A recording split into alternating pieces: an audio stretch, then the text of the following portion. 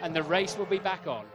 Yeah, Oliver Gavin has once again led a Grand Prix. He's been doing quite a lot of that in the safety car this year. MIKA Häkkinen warming his tyres up, weaving round the circuit in the big Mercedes. Goes Gavin, and the rest of them closing up behind him. Not quite in line astern, but not very far off it. And the race is going to restart, and the race restarts now. In goes the safety car. Häkkinen leads up into turn one. Schumacher right behind him. Fisichella, Barrichello, and then Jorna Lacey. Eddie Irvine is sixth. Fredson is seventh. Ralph Schumacher's got Damon Hill right behind him. And everybody's gone away safely. This time it's Schumacher challenging MIKA Häkkinen. He's going to give him a hard time right from the beginning. And he's got, that's where he got a penalty last year under a yellow flag. He's all right this year. And he's really harrying MIKA Häkkinen. Is the Finn going to be able to resist the pressure? And the answer, I think, is going to be no. Schumacher's going to lead. He's right in front now. Häkkinen fights back. And through goes Fisichella and Barrichello. That was a bad move by Schumacher, but you can't blame him for trying. Yes, Barrichello's not going to make that stick, but Schumacher went very deep into the corner. If you look at the angle of his rear wing, he's obviously elected to run low downforce, and that's why he's so fast in a straight line, to give him a lot of overtaking capacity down the two straights. So, but it didn't quite pay off. When he got there, he hadn't got enough grip, hadn't got enough downforce, and ran wide. But he'll come back. Look, he's been part of that. He was testing downforce in both cars in the warm-up this morning. And that's the Benetton of Wirtz off, running wide in the Gosser curve. Wirtz losing 4 or 5 places. He should be able to recover from there. Shouldn't be any long-lasting damage. Well, now Michael Schumacher's got to get past Fisichella again, because the Italian is sandwiched in the Benetton between the Ferrari of Michael Schumacher behind him and the McLaren of MIKA Häkkinen in front of him. And now, once again, Michael Schumacher is weaving and dodging to try and get past the car in front. This time it's Fisichella, and MIKA Häkkinen is making the most of his opportunity to try to break away. Here comes Schumacher again. Look at the straight line speed he's got, but Fisichella covered it well. Now Fisichella's going to run wide. Schumacher coming up the inside, makes it stick. Schumacher's gone for straight line speed, and it looks as if it's going to pay off. Nice one, Michael, up into second position in the Ferrari. Now, can he catch? Can he get past MIKA Häkkinen? Down to third goes Fisichella. Still a magnificent fourth. It's Rubens Barrichello ahead of Jorna Lacey, who started second on the grid. Eddie Irvine in the second Ferrari is in sixth position. Mika Salo is out of the race after that coming together, and they're working together on Pedro Deniz's car as well. Something to do with the steering, I think. Over the line goes MIKA Häkkinen. This is lap 6 out of 71, getting on to 1/10 distance already.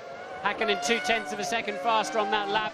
Really, you have to say, like for like, they've been 7-8 tenths a lap faster than the Ferrari all weekend. So Häkkinen now getting into his stride. Schumacher still there, menacing as ever. Coulthard, apparently, we understand from the F1 ITV pit crew, is not reporting any problems. He's up to 14th place. Yeah, and 14th position is where he started, of course. He's got it all to do now. Lap 6 out of 71. And coming out of the Gosser curve come the leaders, Barrichello and Schumacher. Well, we've got the Benetton crew out in the pit lane. Presumably that's for Wirtz, who we saw bouncing across the gravel. So Benetton boys expecting one of their cars to come in, and we understand it is definitely for Alexander Wirtz. There's Salo. Remember, 6th place on the grid. A great drive in the wet qualifying, out of the race already. But look at this. Schumacher now has clawed his way up to the rear wing of MIKA Häkkinen's McLaren again, nearly. It's a couple of cars' length, but he's much closer.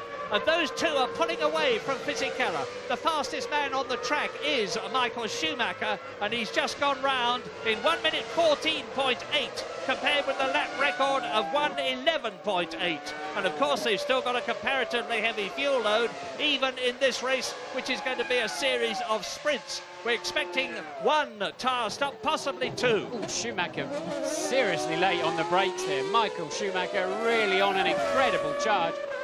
0.6 of a second faster than Häkkinen on the last lap. And look at him in the slipstream already. And MIKA covering the line.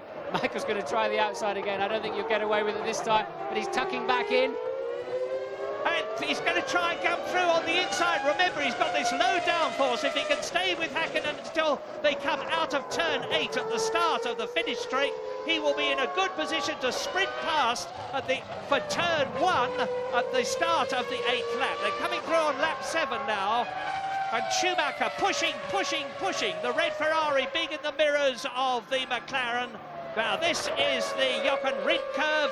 Then there is the A1 curve. Now this is where Schumacher can attack if he's close enough. He's not close enough at the present moment though. Watch him. It'll be really late braking by both of them. He's too far behind, Murray. Won't come in from that distance behind. But again, 0.3 of a second faster on that lap. Remember, there's an appeal tomorrow over the Silverstone debacle at the end where Schumacher won the race when he went through the pit lane and served his penalty after the race had finished. That happens tomorrow. There may be a points reversal. Somehow I doubt it. So Michael Schumacher's got a race for it today, and Hakkinen defending his World Championship lead. Yeah, it's a 3-car race at the moment. Hakkinen, Schumacher and Fisichella, who's hanging on well. And Fisichella is some 4 seconds ahead, 5 seconds ahead of Rubens Barrichello, who's hanging on magnificently in the Stewart. This is Fisichella, pole position holder in the Benetton with the Playlife V10 engine. And you can see the gap now between himself and double world champion Michael Schumacher. There he was as Hakkinen accelerates out of the corner. Tremendous stuff this. And we are now on the 1/10 distance lap. Just over 1/10 distance. We're on lap 8 out of 71 as they exit the turn. There is the start and finish grid. Now, this time, Schumacher is a bit closer, but not close enough still. He needs to be right under the rear wing of MIKA Hakkinen, and he's getting closer, but that was on Hakkinen's braking. Obviously, Hakkinen, being in front, had to brake just marginally earlier than Michael Schumacher. Well, it would be easy to say that they're on different fuel strategies, but the difference between a 2-stop and a 1-stop is only about 15 kilos, say 22 litres of fuel. So I really don't think that's the reason why Michael's homing in. I think he's just really attacking the course harder than MIKA Hakkinen at this stage of the race. Tremendous pressure. Here he goes again. MIKA covering the line. He's sort of pretty much putting it down the middle of the track. I thought Michael might have a stab up the inside there. I think Hakkinen second-guessed him very well there. Now, bad luck for Rubens Barrichello. He was running 4th. He's come into the pits. We haven't seen why. We're concentrating on this battle for the lead, obviously. And what a battle. The 2 World Championship contenders. They've both won 4 races this year. And Rubens Barrichello retires from the Austrian Grand Prix after a terrific start from 5th position after running in 4th place. Very disheartening for the team. And his teammate Jos Verstappen is in 13th place over the line. Now Schumacher is a bit closer this time, but it's the run up from turns 5 to 3 that turns 2 to 3 that Schumacher attacks, and they're approaching turn 2 now. So watch out for another try by the German.